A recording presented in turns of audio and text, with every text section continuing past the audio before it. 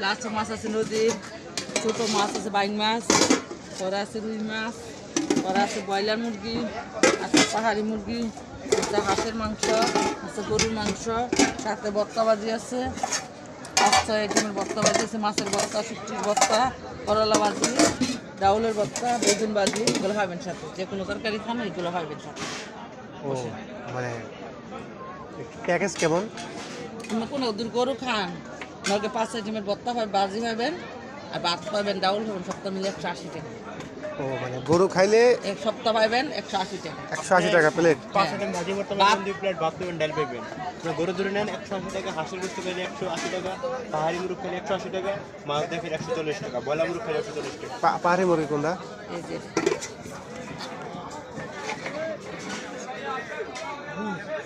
পাহাড়ি মুরগি, হ্যাঁ 2 পিস করে পাবেন। 2 পিস 180।